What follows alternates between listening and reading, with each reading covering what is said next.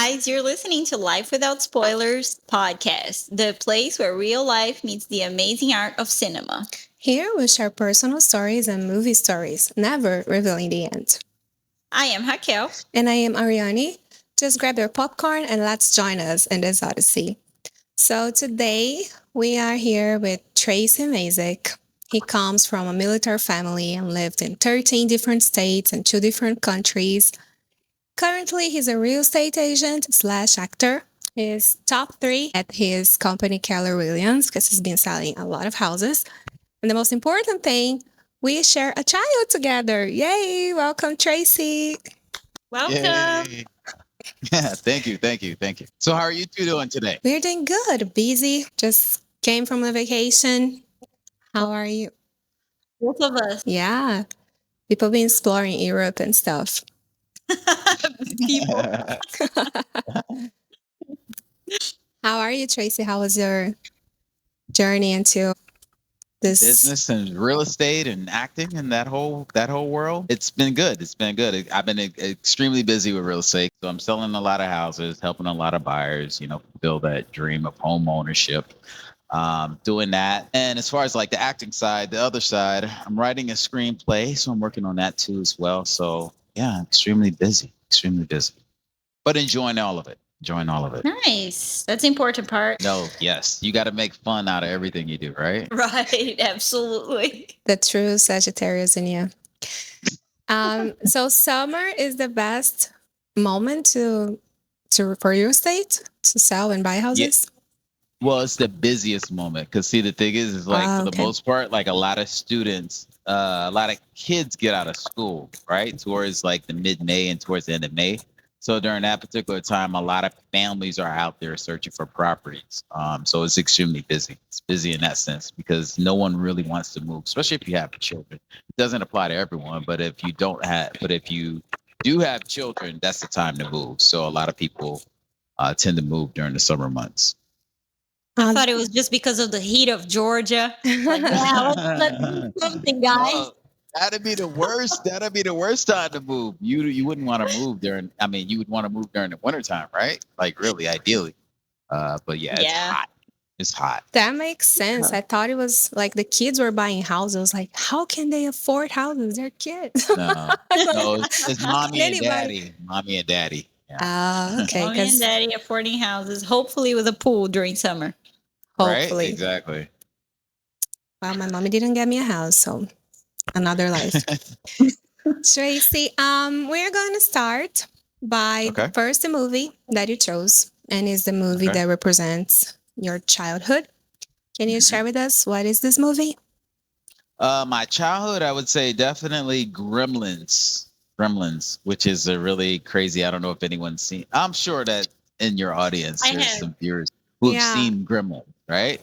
So years ago, I was a bad kid growing up. So Gremlins is kind of symbolic to me because it kind of represented like my childhood. I know Ariane mentioned that I'm a Sagittarius. Yes, I'm a Sagittarius with a rising moon in Gemini. So with that being said, there's that yin and the yang, the good and the bad, And the Gremlins definitely represented that, like the good part, like Gizmo. He was he's a good, lovable child. I was a very smiley, cheesy child growing up. So, I could play the good role. I could always play the good role. But however, you didn't want to cross me because if you cross me, then I can become, I go from a Mogwai to a Gremlin, and that's evil. And so, I always had that aspect to me. I've always been like that. I played a lot of sports, but yeah, I was always a nice kid, just cheesy, smiley. That's just my natural personality. But at the same time, you didn't want to cross me. Or if you were a competitor in any type of sport I was playing, like I would crush you. So yeah. What was your favorite sport to play? What was your favorite sport to play when you were a kid? Oh, my favorite when I was a kid, my favorite actually was boxing. But my dad got me out of boxing. Because, yeah. When I was, I would say when I was in 5th and 6th grade, I would box and I did karate. We lived in Hawaii, so I did martial arts, and then I was in all these boxing competitions. And the kids that I was boxing against, they were high schoolers, and I would beat them. Wow. And I was really, really, really good. But I remember one time in particular, I got hit in the eye, and then I had this red spot in my eye. And my father, he just thought it was too violent, so he wanted me to get out of that. And so from there, I adopted football, and football took its place Which as a is kid. super chill, right? Yeah, well, it's still aggressive, but less violence than Yeah. boxing. Yeah.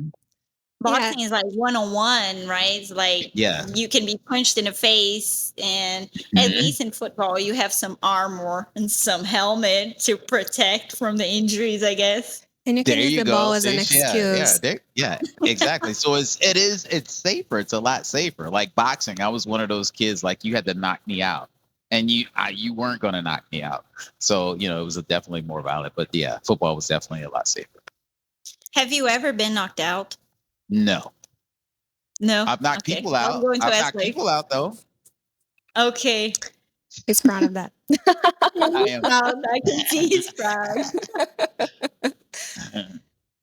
And you said that the Gremlins, they have a good and a bad side. The yin and The yang. yin and the yang. Yeah. Why was the good side? I think it's because they look cute when they are not being crazy. But the bad sides, I don't remember vividly. Do they kill people They didn't or do kill they? people. They didn't kill people, but they were more violent. Like if you go watch a movie, like like a gremlin would electrocute so-called mogwai. When before they were, I guess in contact with water, they were considered like a mog. They were called mogwais. And at that particular point, um, gremlins would like electrocute them and just beat them up for no reason. So they were a little violent, in comparison. I mean, but they didn't kill anyone. They were not murders like Chucky. No, it wasn't. No, not like Chuck.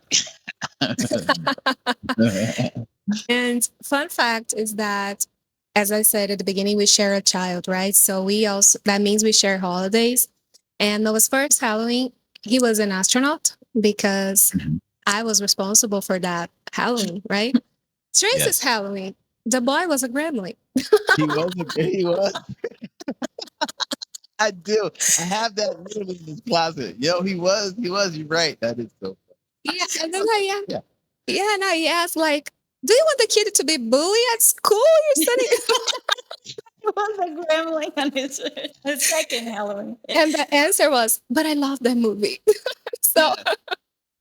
We can see that's a very important part of your childhood when you dress up your child like a Yeah. gremlin. See, there you go. I was honest. I'm totally honest. I mean, there's an age disparity between me and Ariane, so I'm a little bit older. So, of course, but yes, no, absolutely. and you mentioned that you lived in different countries and Mhm. different states.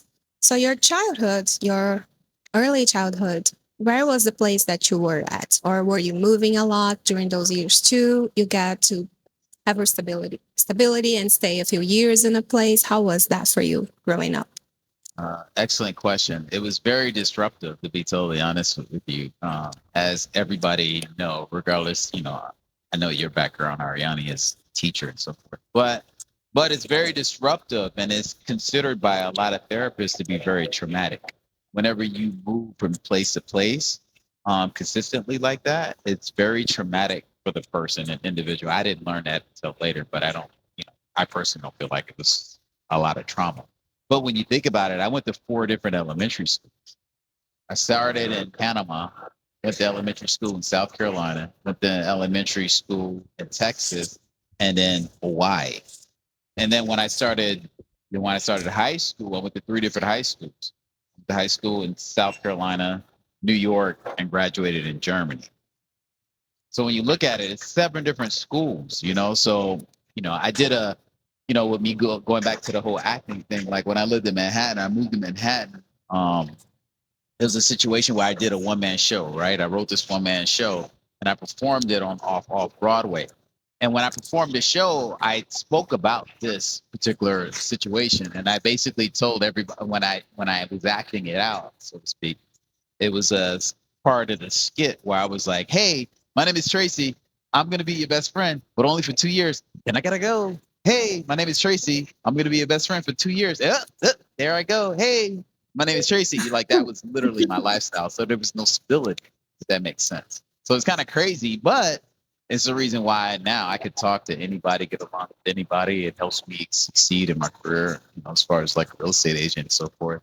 But I can adapt and wear many faces because I've learned to.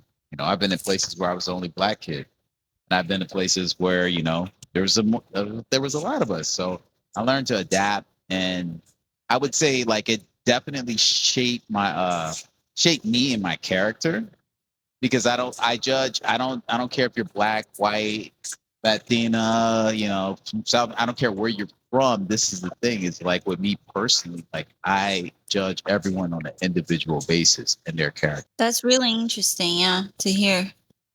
I thought it was 4 years. I didn't know that was only two. Like, Yeah, do they change this 2 to 3 years.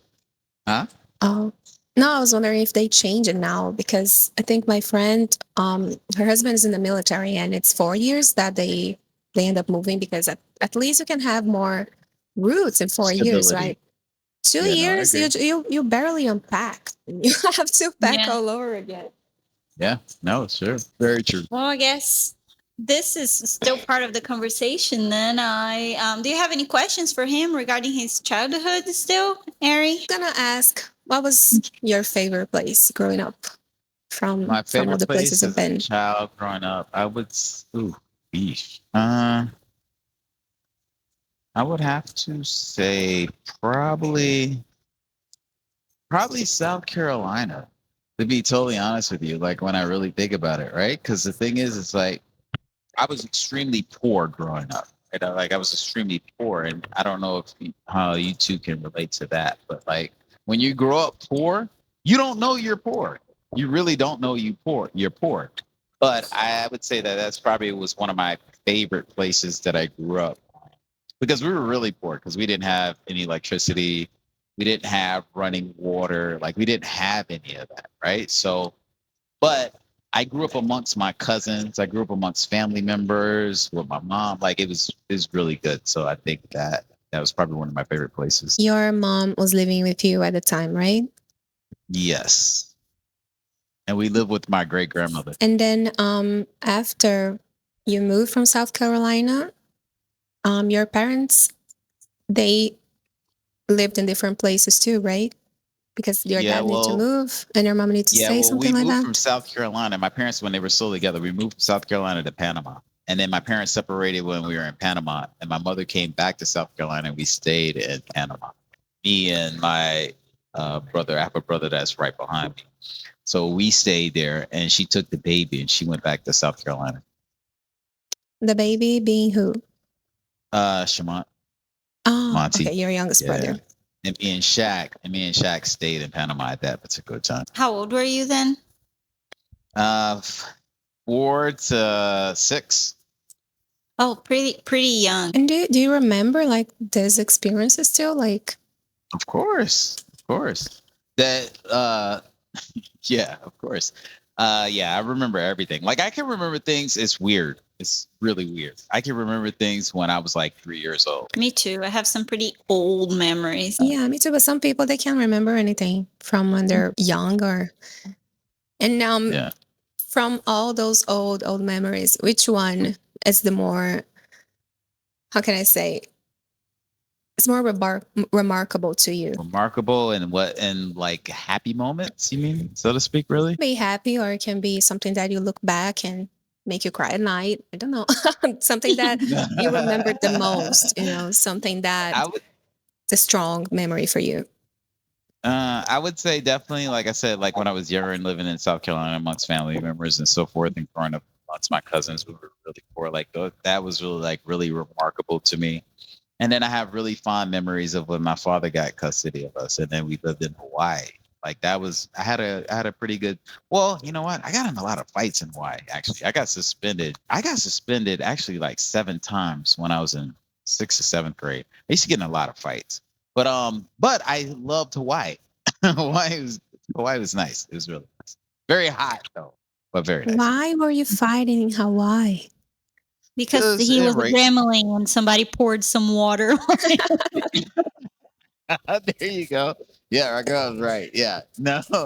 Well, I mean, that was that, but that's when I was doing a lot of boxing, and that's when I was competing in like all this Shotokan. I was taking Shotokan, which is a combination for those who don't know it. It's a combination of karate and taekwondo.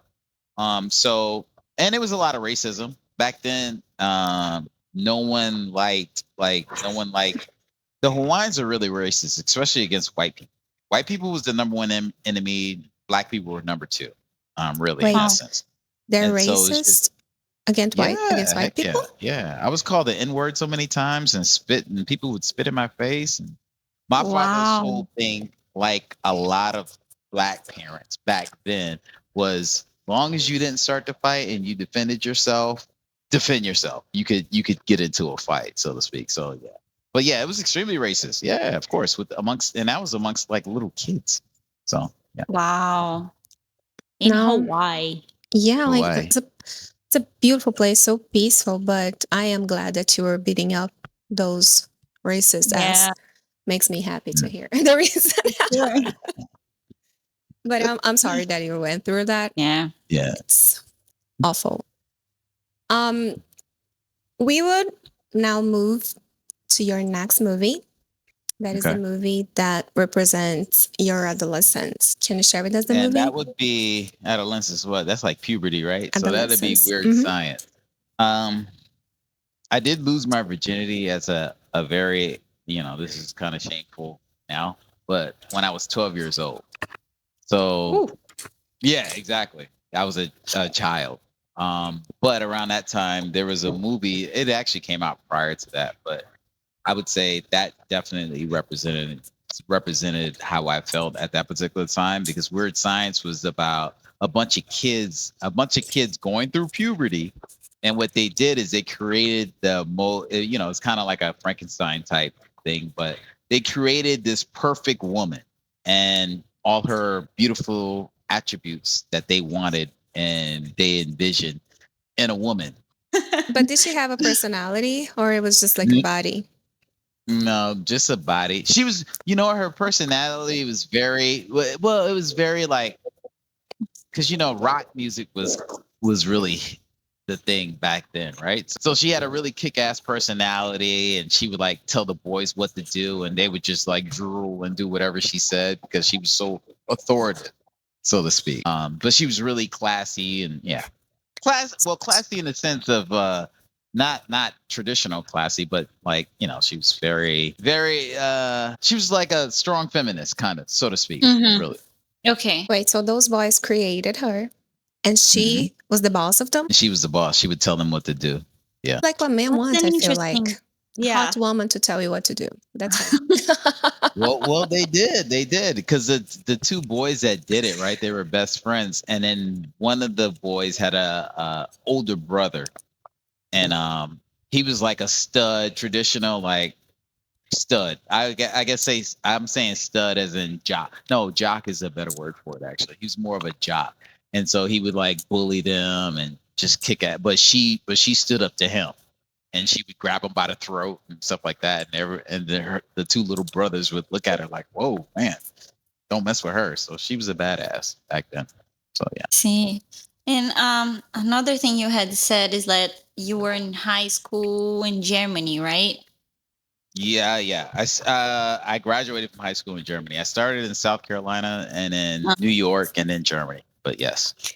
And since you had moved a lot when you were a kid, when you were a teenager, were you used to it already, or was a whole different thing? Because like we're more dramatic when we are teenagers. And I was going to ask you, how was moving for you on that time of your life where we actually need friends and support? Hmm. No, that's an excellent question. Because the thing is like we went from drastic extremes. But to answer your initial question, I was kind of used to it, but we went through drastic extremes, right? So we went from Hawaii to South Carolina, but South Carolina, I was only there for like 4 months, right? So that was hot. So I went from hot to hot, where it's constantly like, 78 to like 90 degrees. And then I went straight to New York, upstate New York. I went to school upstate New York. in this place called Watertown, which is 15 miles, 15 to 20 miles from Canada. And so it's known to be like, as far as especially during the winter months, it's known to any winter it could be 10 or 12 degrees below, Fahrenheit. Yeah, the windshield Yeah. factor. So it was extremely cold, extremely cold. So yeah, that took some getting Okay. used to, I would say. Okay, okay. But then how was for you to graduate high school in another country? Really good. That was really good. I enjoyed that actually. Going to Germany was really good because what a lot of people don't realize, especially Americans, because we're typically lazy for the most part. We don't travel outside of America. But in Germany was really nice because a lot of people don't realize that a lot of people speak English. So Mm. I was on military bases in Germany, and at that time, there were like 15 to 16 different bases. So I went to an American school, and then there was a lot of freedom as far as like, that was the first time I got my first car. I would drive to school. And then we would, go around and go to different German cities. Like you could do that as a young kid, and it's a lot Mm. different as far as the culture there because you could go to McDonald's and order like beer and wine, and people Oh, did wow. that as high school students because no one ID'd you. It wasn't such a big deal, but it was different. It was a different experience, but very, very good. It was very good, very good experience. How was your relationship with alcohol when you were a teenager since you have access to Good. it? Well, it's funny you say that because like I initially started, I I always would tell myself that I would never drink because I had alcoholic family members in South Carolina. So I didn't start drinking and to me this was late because so many people around me were drinking earlier. But hindsight, this was early too as well. But I started drinking at 16. And I started drinking a lot. Like I was drinking a lot. Like I would literally drive to school, especially during my senior year. I remember driving to school, practically drunk, and then passing out on my first period class because I was so drunk. I Oh played my, football games drunk. I was like a high school superstar, so to speak. So like I would play games drunk. It was terrible. My relationship with alcohol was terrible. That was a time in my life where I drank. I probably say the most than I've ever done in my life. Did your parents knew about it? No, they didn't know at all. They didn't even like, and you like wait. suspect? Yes, Mm, suspect. That's the mm-mm. word. No, because you got to realize, like in a military household, right? So, I mean, you don't know this, but like in a military household, it's one of those things where your parents are gone before you even go to school because they have what's Oh. called PT, physical training. So they have to Mhm. be out. They have to be out there like 5:45 in the morning. We didn't leave for school until like 7 o'clock. So they didn't Oh. know. And I could go to any local German store and grab alcohol because they didn't ID you. They didn't care. Where did you get the money for? I used to bag groceries at a So you had neighbor like a at a job that you yeah, I were had a job. Hmm. a gig just to pay for Yeah. your drinks? My drinks and my clothes, because I like to like look Oh, fresh, nice. Yeah. Fresh Prince of Bel-Air. Well, I am going to ask you now about your next movie, which is Entrance to Adult Life. And I would like to pull a hook about all these things you have been talking about that you started early and when because entrance to adult life is kind of vague, right? Like there's an Hmm. age where people say you're an adult now, but when Hmm. do we actually become adults? So Exactly. yeah. Last year. Last year. Last year. So that. No. Yeah, so share about the movie that you chose and why. Adulthood, I think I had Requiem for a Dream. I would say that was a Yeah. really good one because this is the thing. Like I've had so many friends do all kinds of crazy things, right? And I don't think that I have like an addictive personality. I'm addicted to the gym. I would say that's definitely my therapy. But to your point, um, a lot of my friends, like, I had friends who did all types of drugs, weed, and what have you, and you can go on the gamut and imagine so many different things. And I never went that route. Um, a matter of fact, I do remember like I've only done three drugs in my life: alcohol, weed, I had this ayahuasca experience, which is another whole story, which is beautiful. Still a drug. That's three. But anyway, back to your point though, like I didn't partake in a lot of different drugs and stuff like that. Like I didn't smoke weed till I was in my 30s. Like I remember people Mm. doing it in college. Like it disgusted me. It smelled like smoke. It was disgusting. I never really did Uh-huh. that. But Requiem for the Dream, like I do remember in my adolescence, like graduating from, I guess you could say like going from college to getting your first corporate job or your first job, right? Like that's one of those Right. different things that I would affiliate with coming into adulthood, becoming an adult. And I love that movie because it showed the fatal like things that could happen if you became addicted to serious drugs and the consequences. And people die, people OD, Hmm. and so yeah. So I chose that movie because of that, because I would just remember it being so like it was extremely strong. It stood out to me, in my Hmm. adulthood back then. Yeah, just like quickly paint a picture of what this movie is about for our It's a audience. it's about seeking approval, love, getting like working in corporate America, and people accidentally, say for instance, becoming addicted to drugs, or not necessarily interested in doing drugs, but they end up doing drugs to fit in, to Hmm. be a part of the crowd, to feel wanted, you know, to build that camaraderie. And I think it's about that. It's definitely love, addiction, and trying to fit in, Hmm. and Hmm. how it could be deadly, right? You could die. Right. You could Right. catch some type of disease. I mean, there's so many different things, and that movie illustrates all of that. I think it's interesting because when people go through trauma, they can have two different roads. They will either repeat that pattern Hmm. or they will go on the opposite side. They'll be like, no, I don't want this for my life. I don't want to have anything to do with this. And it seems like it was your choice because you mentioned that you have family members that struggle with some addictions. So for you, being in contact with that, you want to go to the opposite side. You didn't want to have anything to do with it until the time that you felt like I'm an adult now. I'll be Hmm. okay if I smoke some weed or if I have a drink every once in a Hmm. while. And you Hmm. mentioned your ayahuasca Hmm. experience. Could you share with us how that went?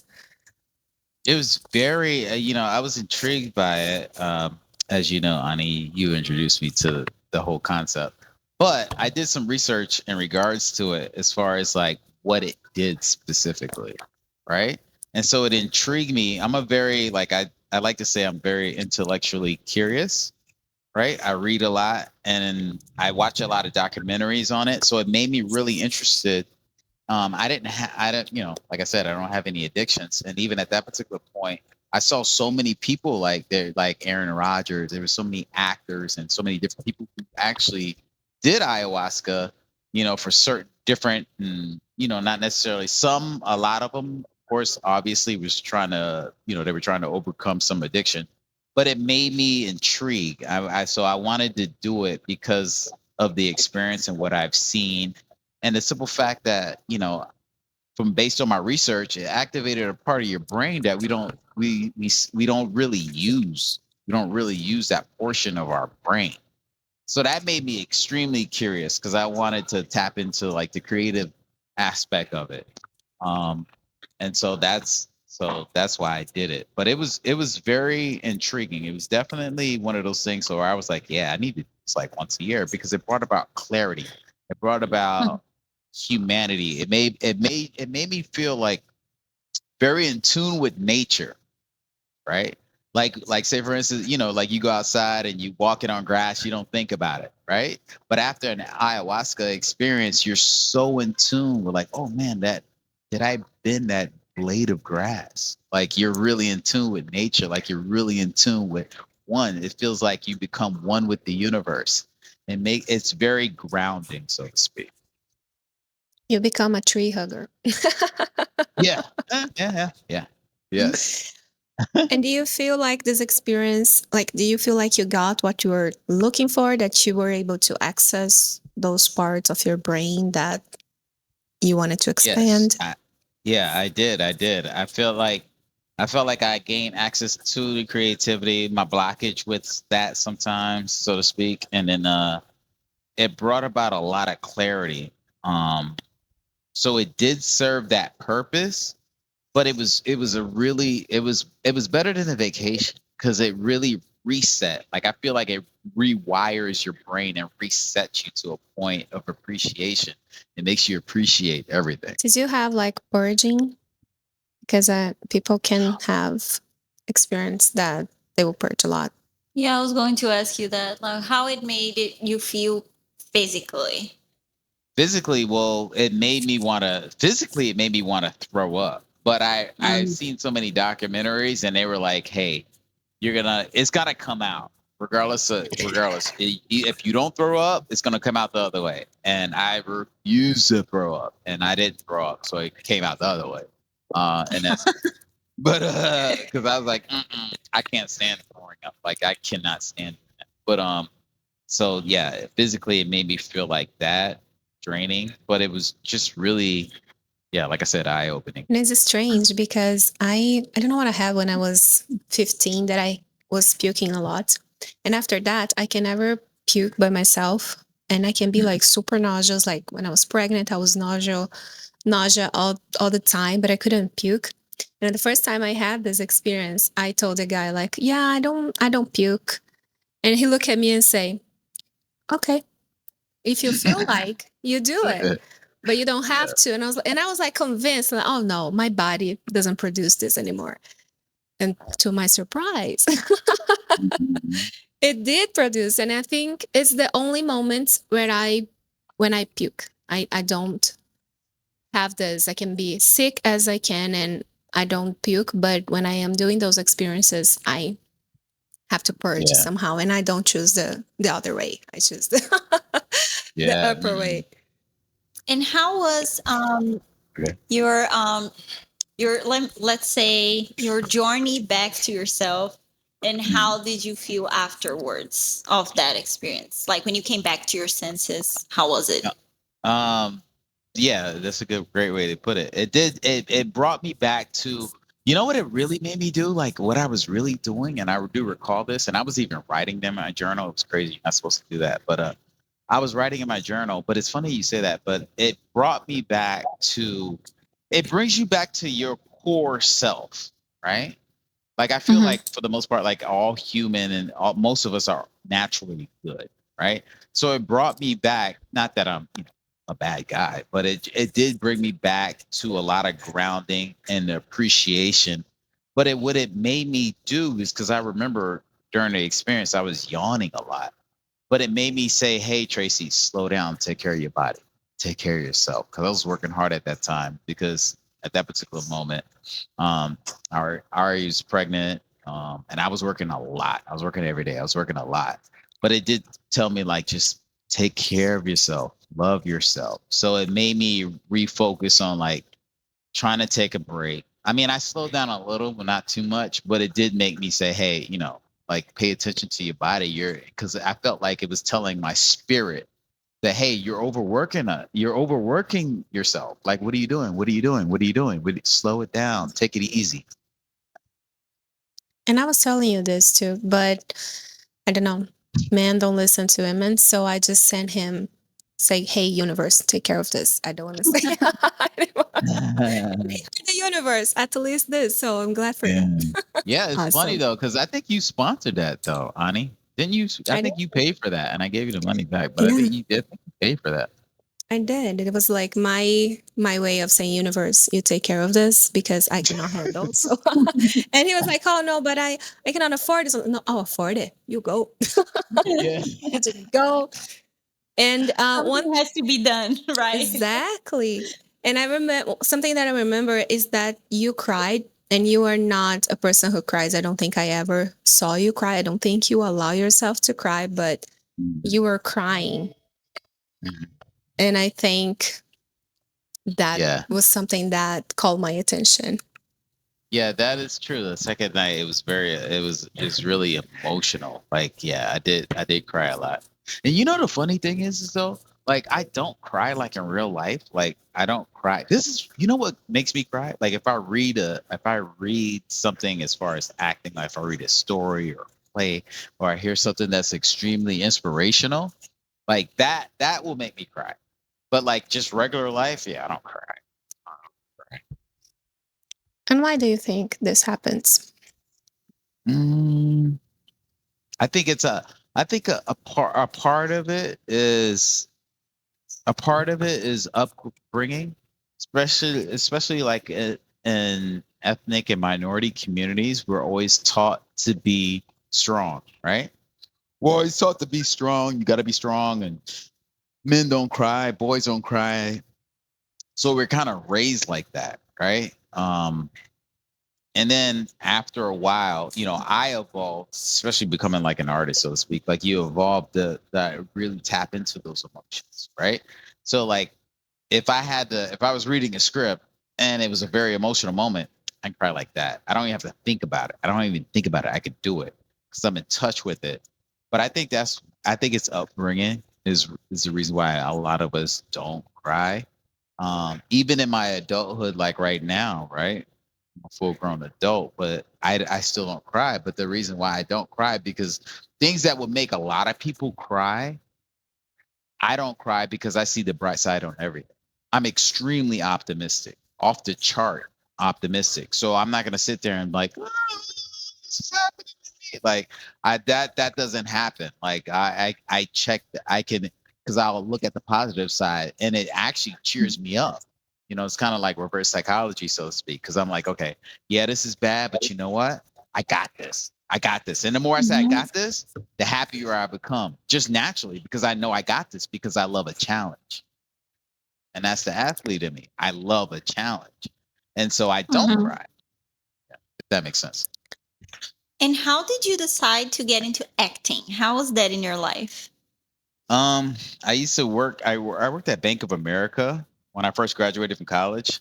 So I was, what was my title? Like a personal banker, really, so to speak. And I worked in a call center and there was a thing called Toastmasters. And Toastmasters is basically a group. It's a group, and they're everywhere. I mean, they're even here in Georgia. But Toastmasters is basically a speaking type competition, really, so to speak. Really, it's a group of people who encourage each other to like speak, to just naturally speak about whatever situation you may have. But a lot of times with Toastmasters, you have a booklet, right? And in that booklet, here's the topic of the week. Discuss this, write a 3-page story, and we'll discuss it the following meeting. And in the following meeting, we have to, it just gets you used to public speaking. Long story short, Mhm. I was really good. I was always winning award. I won a lot of awards for speaking. I always got number one, number one, number one, number one.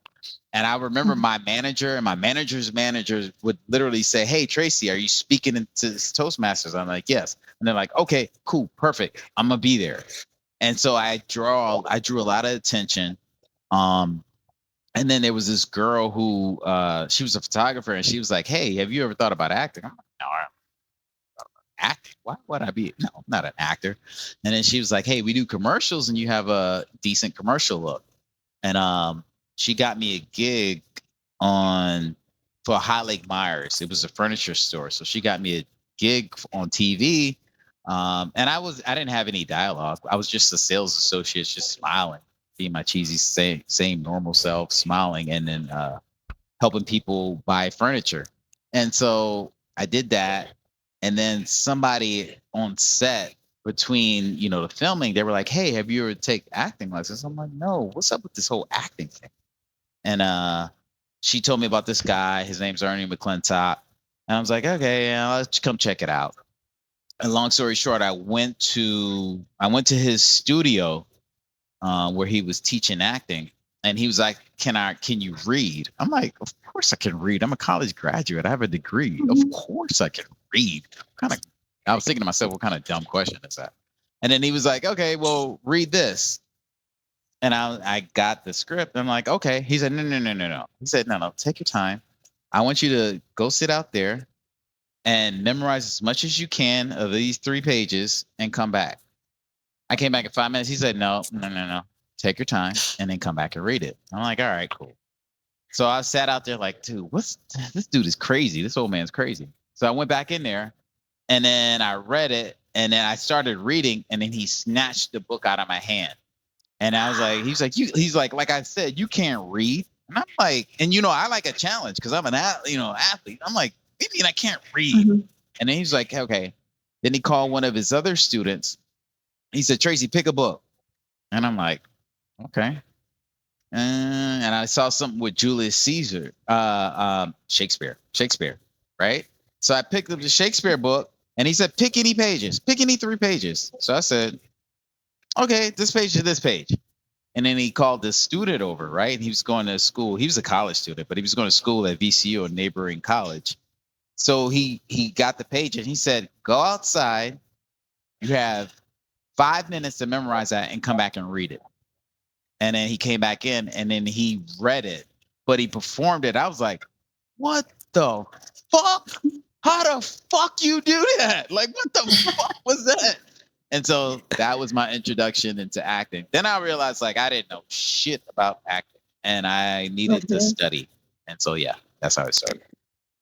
So basically, you were so pissed that the boy could do something you couldn't. It was like, I'm gonna act because No, I'm Yep. going to act Yep. because Yeah, kinda. since I'm out of box and I cannot punch people in the face, I'm gonna punch them with my acting. Take that.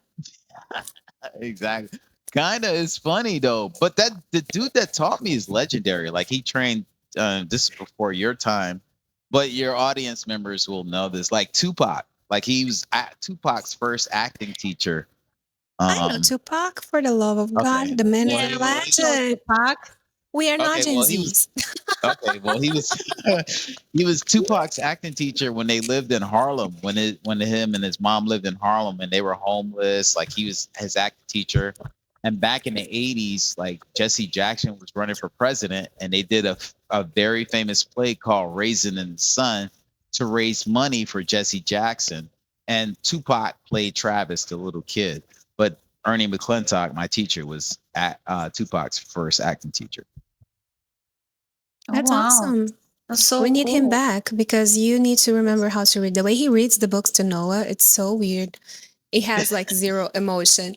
He reads the book like it's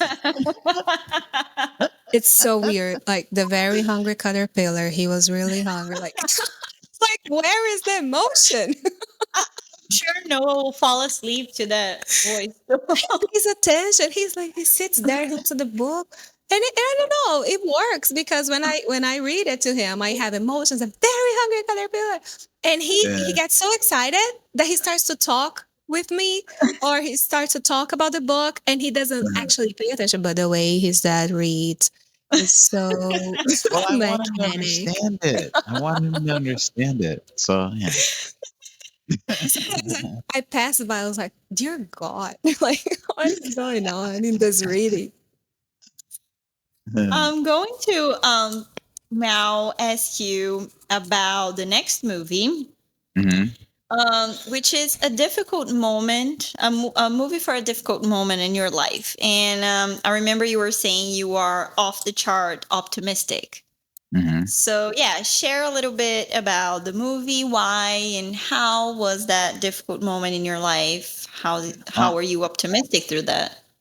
I think that one is because I got like 2 other ones. I think that was The Pursuit of Pursuit of Happiness. Was it Happiness. that one? I think it or the Rocky Mhm.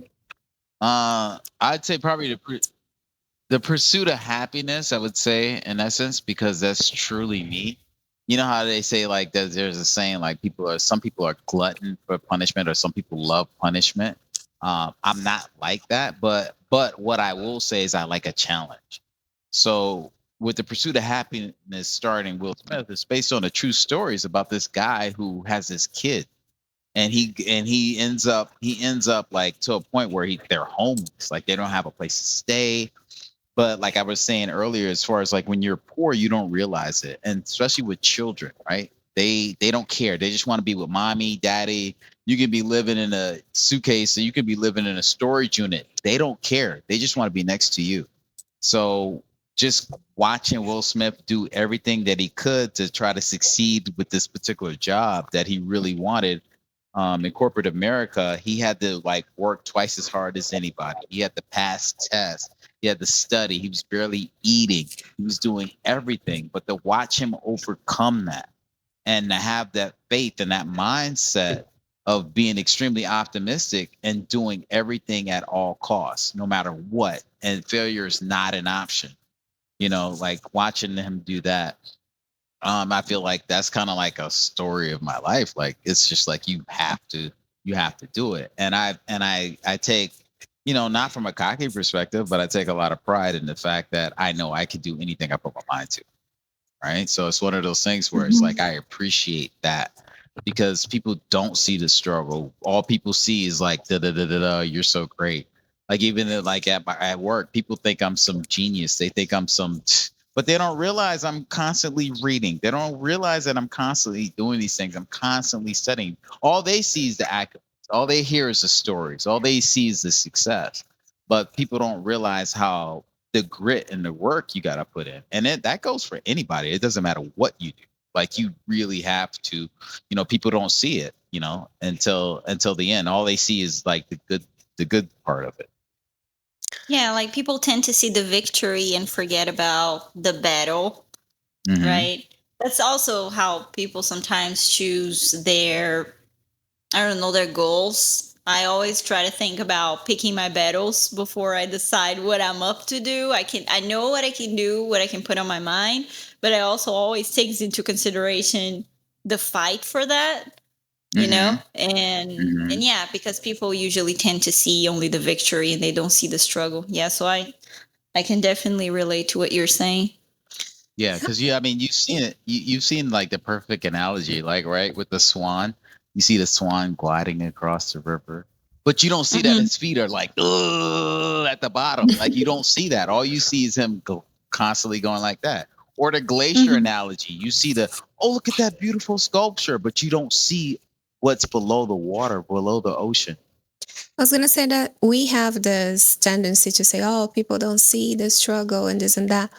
But I actually think we don't share our struggle because Yeah. it takes us to be vulnerable and we don't like to be vulnerable. So, for example, when you are going through a struggle, you're not going to post it, hey guys, I'm struggling. You're going to Yeah. keep it to yourself. So, when we say, oh, people only sees this, and I think people only sees this because it's the only thing that we are willing to share. We are not willing to share the process. We are not willing to share the struggles. We are only willing to share when we made it or when we are close to make it Yeah. because it's Yeah. too painful to But look at. it No, I mean, yeah, that's absolutely correct though. But you got to think about it though. Like you don't I think I mean, I don't know, maybe I'm a part of that whole ideology as far as society is concerned because the thing is like I don't want to hear you complain about your struggle. I want to see you overcome. I want to see you win. And then after you win, then share your struggle. So that's part Hmm. of that society thing too as well, but I feel like I could be wrong because I'm wrong a lot too. So I do feel like if you're constantly saying I'm struggling, struggling, struggling, and struggling, there'll be a lot of people who you attract that. I feel like you attract that. So a lot of people be like, Hmm. "Oh yeah, That me too. too, me Mhm. too," and you may not make it out because you got so many people saying they were struggling too, and you're struggling too, and no one succeeds. You know, and that's not everybody, but I feel like for a lot of people, like that will become the story. But I could be wrong. Yeah, that can happen too. But I remember that once I read an article that even in those situations, like we have the queen of suffering. So yeah, I suffer more than you. So even when you were, struggling, you're successful at being struggling. Like we Mhm. have this competition in our heads. And I was gonna ask you something based on a scenario. So imagine that you really want something and you are doing everything that you can to achieve that something. And then you Mhm. see somebody that also wants that and also did everything they could or maybe not as much, but this person also got. This person have what you wanted and you don't. How do you Mhm. feel about that? I feel good about it. That's good for them because because see, this is the thing though, like, right, like one of my, God bless the dead, one of my best friends, like me and him used to audition together. He was Chadman Boseman, like he's famous, like the world did that. But what people don't see is he's been doing it since sixth grade. I started at 25, right? So there's a thing called, like, one of my favorite books is The Outliers, right? And The Outliers basically teaches you that, like, say for instance, say for instance with Noah, right? Noah will start school late because his birthday's late, right? That gives him an advantage because he's bigger than the kids when he's in. I mean, he's in kindergarten. He's bigger than those other kids because he's a year older. So it gives you an advantage. So there is no so-called hate and like resentment, like, oh, they did it, oh, they're doing what I want to do. And even if they didn't have to do half of what I had to get there and they succeed, I'm still cheering for them because if this is a thing, when I get it, it's going to be even better. And with that, there will come longevity. And it's one of those things. So it's like that whole outlier effect. I don't have any. I don't have any resentment. I cheer people on. Like I'm a fan. Like if you're close to me, I'm gonna cheer you on. Nice. I think that keeps you young. I like that for you. I Yeah, only two because grades. Yeah. yeah, you have like a positive mindset on it doesn't matter if I didn't get yet because you look at yourself and you have so much faith. I don't know if it's in you or in the universe, but you have so much faith that you're going to achieve whatever you put in your head. It doesn't matter Hmm. when.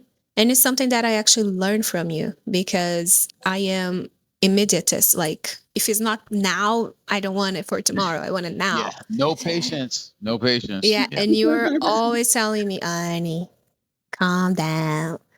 Because, you know, I needed to. And I can see that. I Yeah. can see that how that keeps you alive. And I want some of that in my life too. Hmm. Yeah, I think I need that too because I have anxiety. So I live in the future all the time. So if, there's something that I need to get, I, overthink about it and I get frustrated if I don't get it by the time thought in my head that I was supposed to. And Hmm. with time, I'm starting to slow down and get a little bit of that mindset as well. Like, I will achieve it. Might not be now, but it will be then. The main part is that I will achieve it. It's just really hard for us, I guess. Especially, I think women are more like that. We are more, we need it and we need it now. And it's Hmm. just, it's an exercise every day.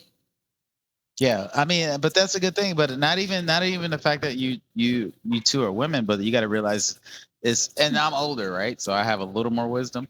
So I think it's one of those things where it's not even that you two are women. It's just like you're young. Because when you're young, you want everything like that. You want everything like that. Like I did too. But at the same time, I've always known that, hey, it's gonna take a while. And if I don't hit this goal, like I already know, like if I don't hit this goal now, that doesn't mean it's not going to happen. And this is where most people give up. But you got to go here. So you just got to keep going.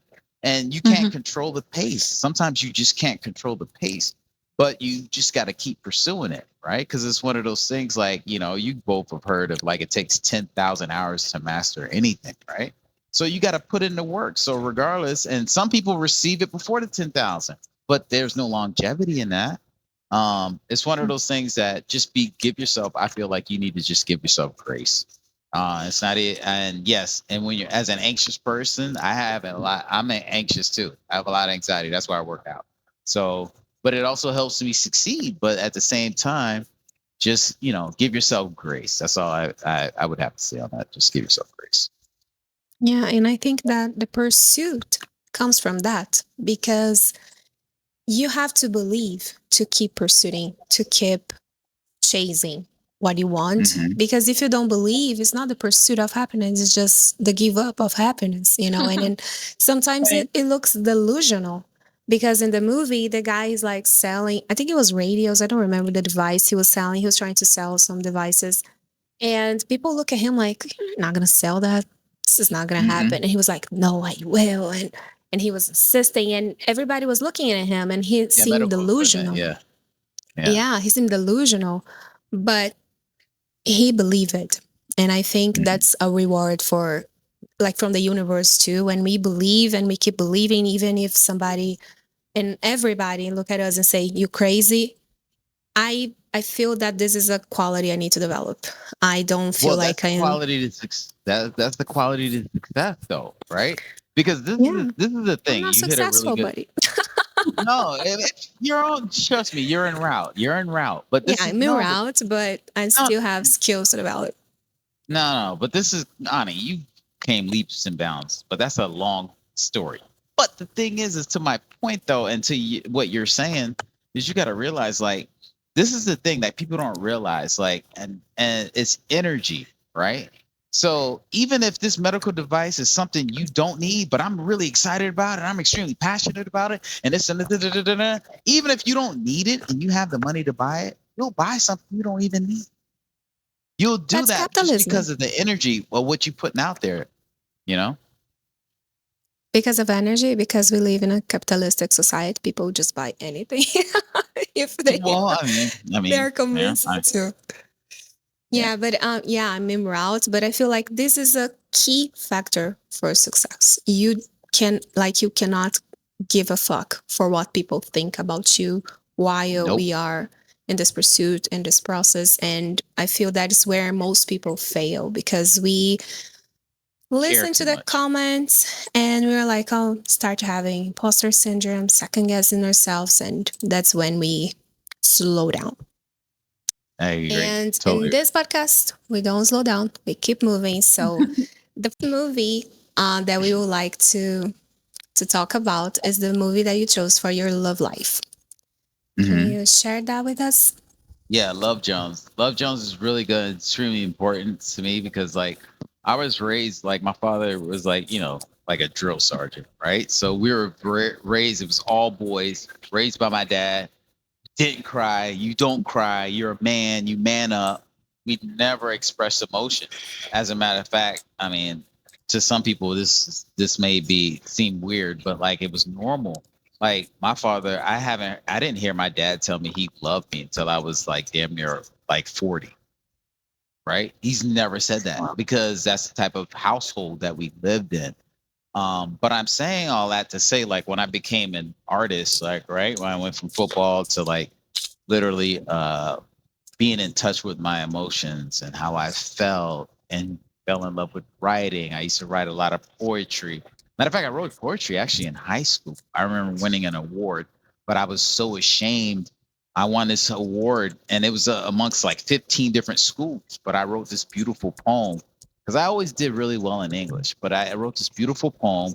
It won out of 15 schools, and I told my teacher, like, if because she loved it so much, but I told her, like, hey, if I get close to winning anything, you gotta say it's anonymous. If not, do not use my stuff. So she did. She wrote that as anonymous, and they didn't never use my name because I was ashamed of it. Because I was like, people thinking I'm soft. I'm like some little, some little girl or whatever the situation may be. But I was always in touch. I Yeah, had a because girls are very high. I soft. was. Oh yeah. Well, I mean, but that's how I viewed it at that particular moment. But what I'm saying is like even back then though, like right, y'all remember when you were in high school. I'm sure you guys did this. I don't know, maybe you did, maybe it was just me, our generation, but we would write notes to girls and girls would write notes to guys, and they would break up. Like people would break up in high school. Like girls would tell me, hey Tracy, I'm going through this with my boyfriend, and I want him to look at things this way. So I would write a note and give it to her so she could write it over and give it to the boyfriend. And I would do the same thing for guys to girls. Like I would always, because I had a very high sense of emotional intelligence. I feel like that came from my great grandmother. But I'm saying all this to say, when I moved to New York and to pursue my acting career, I would write a lot of poetry, a lot of poetry. And I competed in poetry slams and so forth. But I'm saying that Love Jones the film that in which we were talking about too is now is built on that. It's built on that whole type of that small demographic of poetry and the love and artistic expression and how you feel. And so yeah, that's why that film played a extremely important role as far as like my love life and being in touch with emotions and feelings, because I feel like that film captured all of that, and that was the essence of that particular movie. And I would brought the couple, the guy and girl, together was their love for poetry. I was gonna say that the first time you heard your dad telling you that he loved you, it was when you were Mhm. on your 40s. Yeah. Do you remember the context that made him say that? Um, it was really weird because I want to say it was like I think it was like maybe it was like a birthday celebration, but I do remember like when I was doing a lot of acting stuff, my parents they actually flew down. No, they drove down from Massachusetts down to New York City just to see me do my play. And that was the first time I saw my dad cry.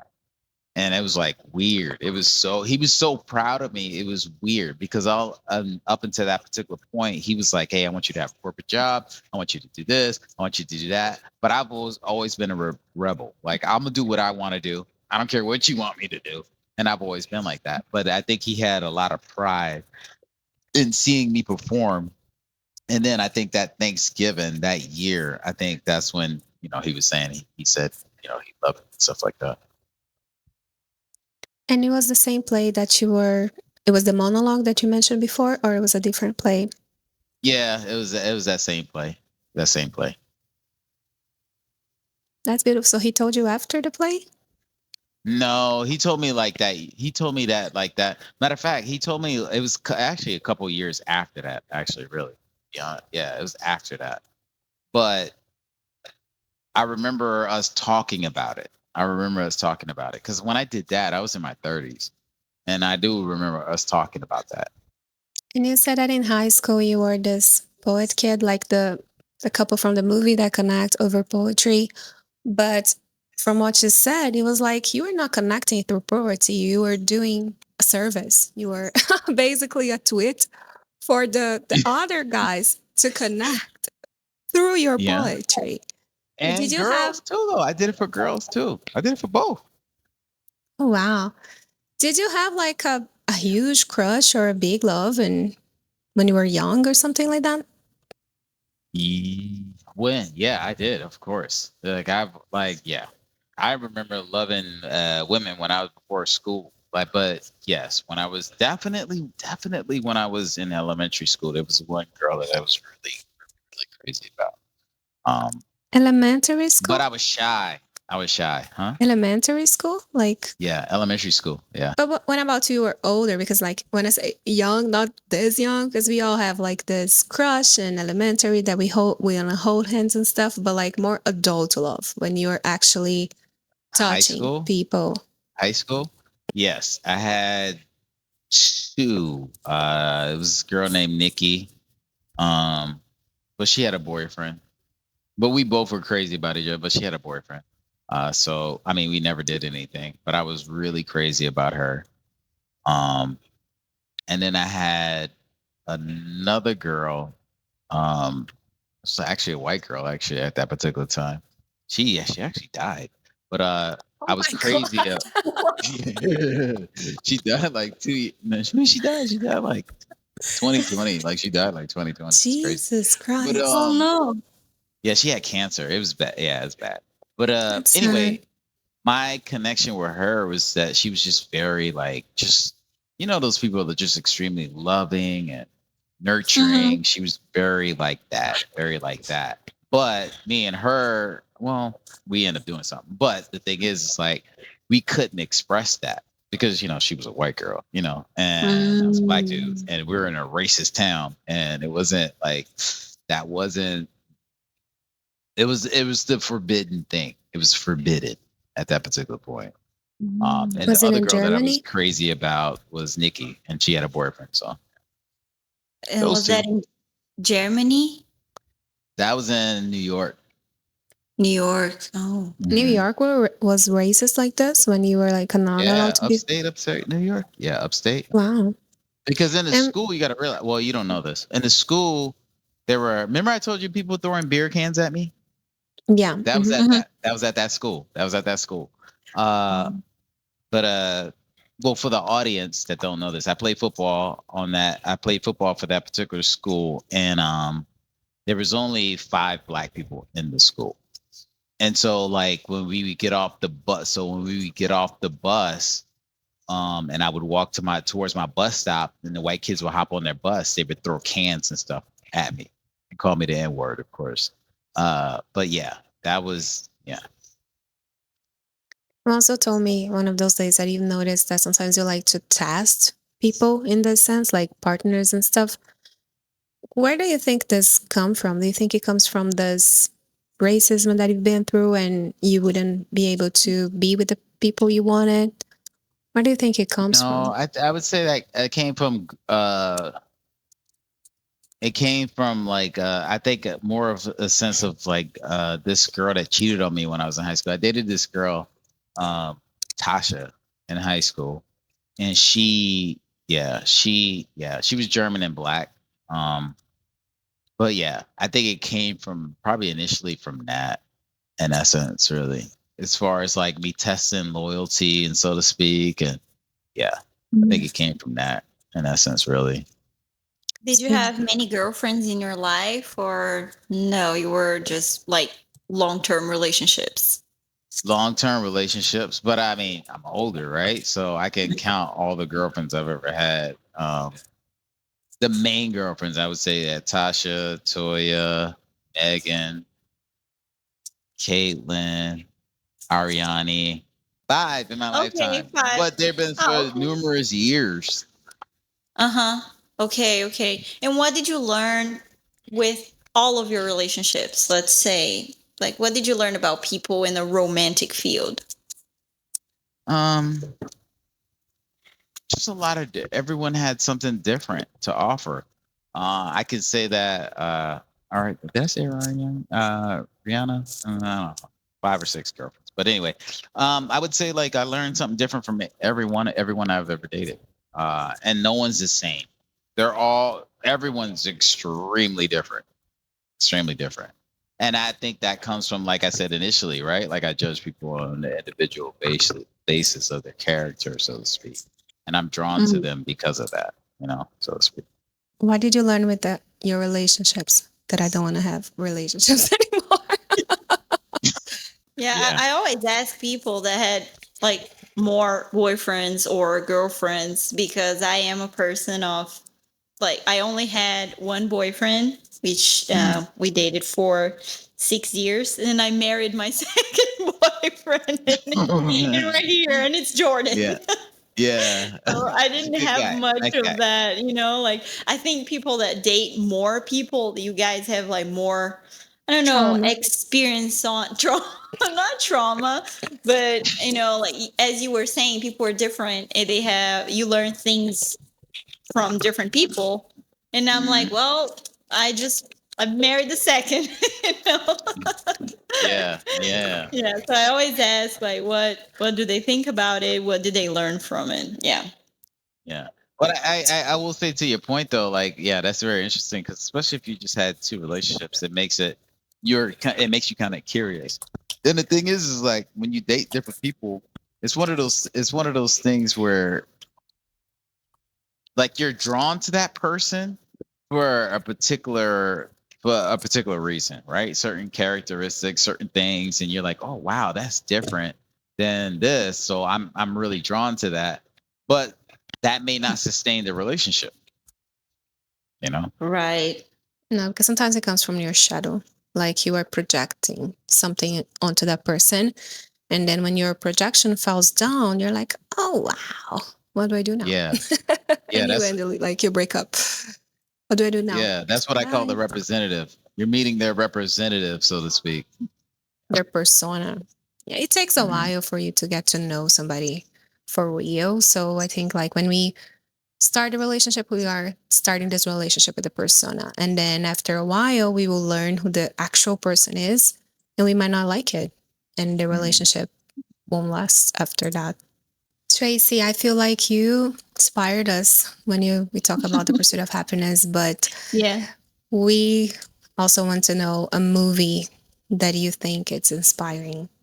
So I would say one of my favorites and inspirational films is definitely Rocky Four. Rocky Four is based on Sylvester Stallone. He's a boxer. He fights. He fights. He ends up fighting this Russian boxer after retirement. But the reason why he does it is because his best friend Apollo Creed, they have two fights. Rocky wins one, Apollo wins one. So they develop this camaraderie, and they're both retired fighters. And so there's this new hot shot, and this new hot shot from Russia, he comes to America and he's like challenging anybody. And they're reaching out to Rocky to come back. Rocky's like, I'm not coming back. I retired. But his best friend Apollo Creed's like, no, I want to fight him. And so he's not really ready. Rocky's trying to convince him not to do it. And so the iconic part of the film is like the the trials and tribulations that Rocky goes through in order to fight this guy. Like he doesn't want to train in America. He wants to go on Russian soil and he's training. He transforms his entire body. His family's falling apart. Everybody wants him to come back home. They think he's crazy. They don't want him to die when he fights this guy. But I think it's extremely inspiring to see what he does in his focus, his hyper focus, in order to be prepared to fight this guy. Um, and it's truly inspiring. So I would say that film is definitely inspiring. Do you think so Rocky was reinventing himself with those techniques, or he was just enjoying his Well, camaraderie with it? he was I would say he's reinventing himself as far as the psychological aspect of it, because he saw his best friend who just beat him before he retired. So I think as far as psychologically, when his wife, you got to realize, like, even his wife was telling him, you can't win. She would always say, Rocky, you can't win. So psychologically, he had to say in his mind, I can do this. Like he had to have some type of strong psychological fortitude in order to pursue that and to go forward with that. And that's what he did.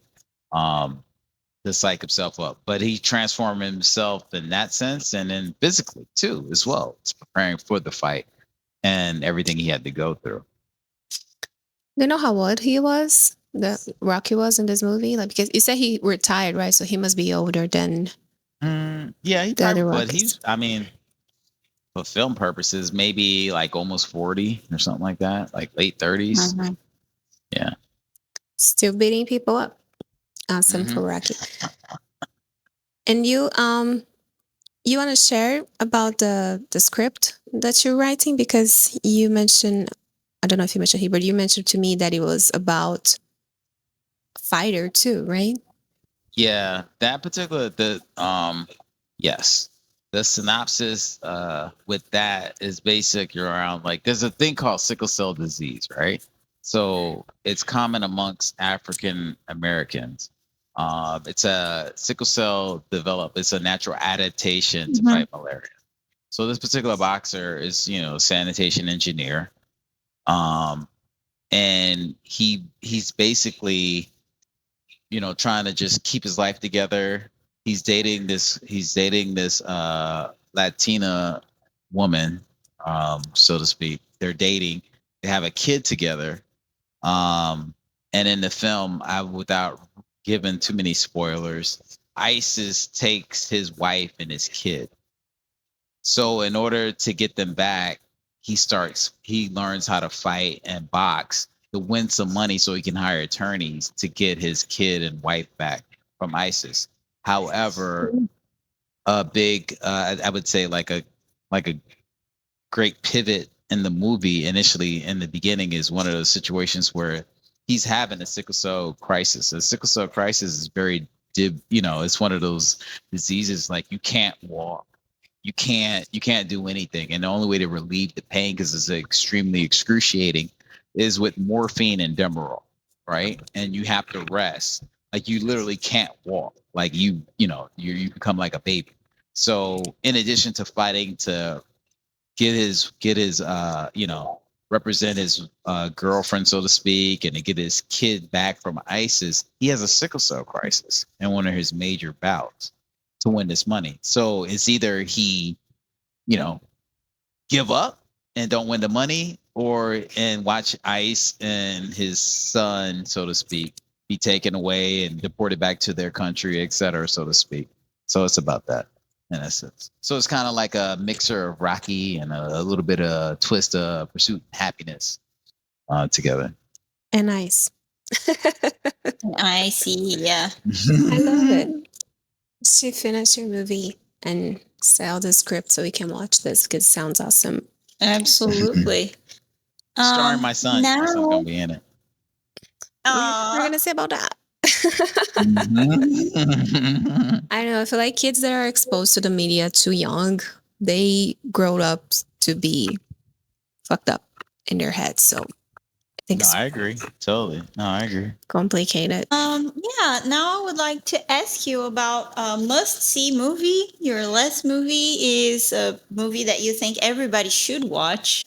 I like Training Day because it deals with, like with, especially in this social media world, and everyone knows social media is fake, right? We all know it's BS. Like it's always highlighting the good stuff. It doesn't highlight everything.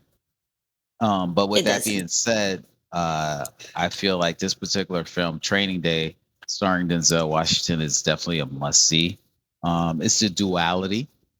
As a black man, you got to realize, like, my whole thing is like, I have a corporate image, and then I have a Tracy. When I'm chilling with my lifers and my friends, and I can feel like I can be myself entirely, because the duality in society for any male that's ethnic, I mean, not male and female, really, in essence, really, there's a certain way you have to behave. There's a certain way you have to that Mhm. goes beyond professionalism, right? Like we all have to be professional. However, you're always judged. You're always judged. No matter what, you're always judged. So the way you move, like there's certain things that I can't necessarily do to get ahead that other people can do. There's a certain maneuver that and a certain way I have to carry myself and prove myself to get to a particular point where I can, get ahead. And then once I'm ahead and at that particular point in life, then I could do bigger moves and bigger choices, make bigger choices. I like that film because of duality. You realize, like with Denzel Washington, like he gets along with everybody. He gets along with everybody, but at the same time, he's married. He's cheating on his wife, and he's a killer. Like, there's a particular part of the film where this dude that he's been dealing with, that's working for the the cops, so to speak, really, as an undercover informant. He knows he's selling drugs. He knows this guy's doing certain things, but they have a friendship, and Denzel keeps that friendship until it gets to a particular point where Denzel needs money to save his life, and then he sets that guy up and have that guy killed. So there's that whole duality. Like, how can you do that if that's your friend and you've known him for over 10 years? So he's Right. training Ethan Hawke, which is like his little mentor, and he's trying to show him the ropes. And he's like, hey, no, this has to exist. But Ethan Hawke, the young recruit, the rookie, so to speak, he's like, hey, no, we're here to protect and serve people. We can't do this, or we can't do that. We can't do drugs. Like Denzel's like, hey, smoke some weed. He's like, no, I don't smoke. Can't smoke weed. I'm a cop. Like, we don't smoke weed. But he's trying to introduce him into the real world. There's that whole society norms and whole way people view everyone in society a certain way, and and society likes to pretend and believe that everyone's like wholesome and everyone's good and no one does any bad, but that's not reality. It's not reality. 0%. So he's like fake. He's portraying to be a person that is all cool and a leader and all, but on the background, he is doing things that are not morally correct? Is I that wouldn't. okay? Yeah, but I wouldn't say that. I wouldn't even say that he's fake. I wouldn't even say it's fake. It's a survival tactic. This is how he survived. This is how he survived up until this particular point. Because if he was particularly straight and narrow, he could have got shot. He could have got killed. Yeah, I mean, because there's certain things you see him go into drug infested communities, and people are like, "Hey, hey, hey, hey!" But some people are paying him. Some people aren't paying him. So it's like a favor for a favor. So it's more of a. I feel like it's more of a survival tactic. Well, I need to watch this movie and decide if it's fake or not.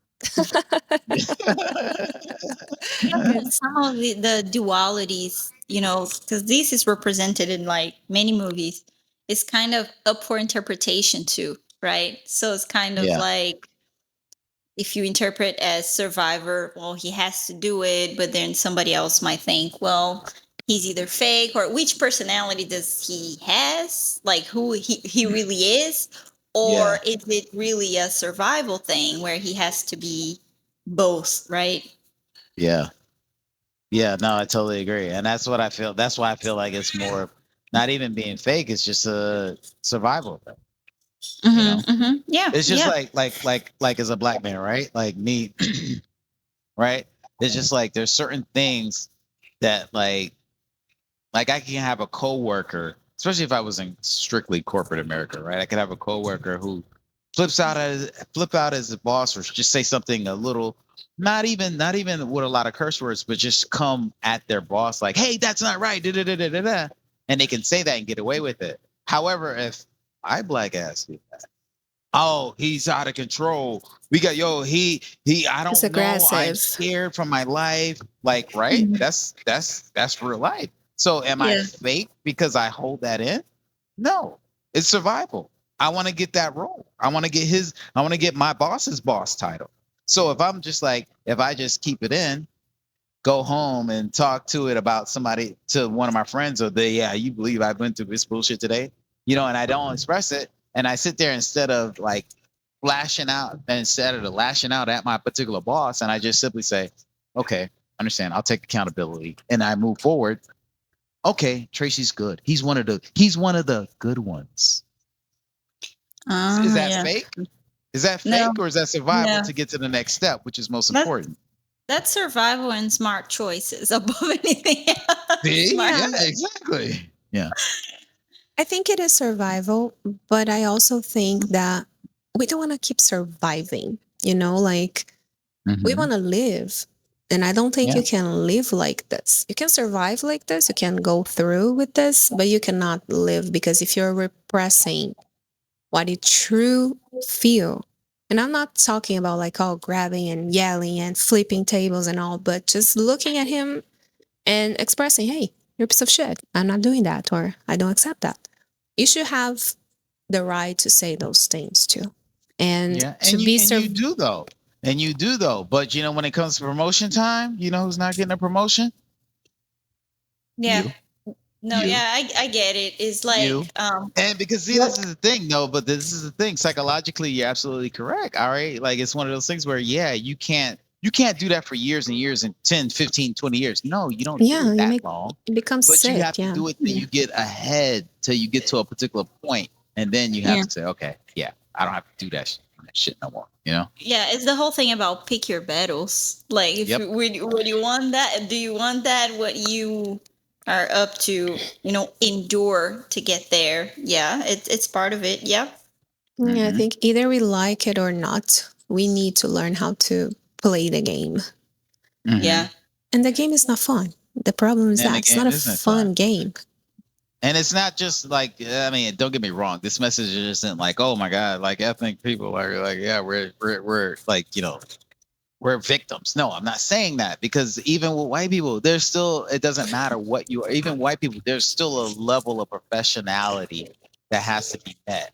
However, In the you work have to be environment. wise Yeah. enough to know what you can do and what you can't do because of stereotypes, et cetera, et cetera. Watch this movie.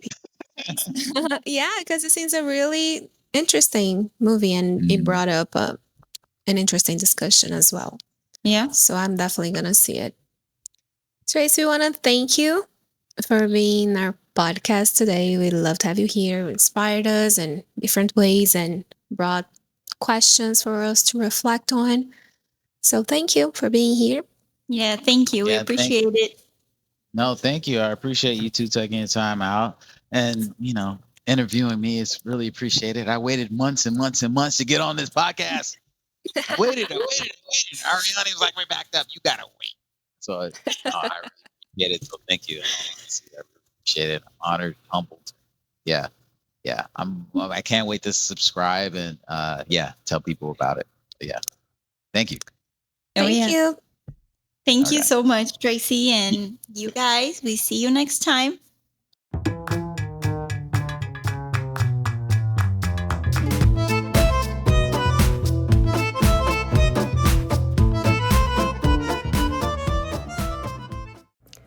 And if you'd like to be our guest and share your life story and favorite movies with us, please contact us at lifewithoutspoilers@gmail.com.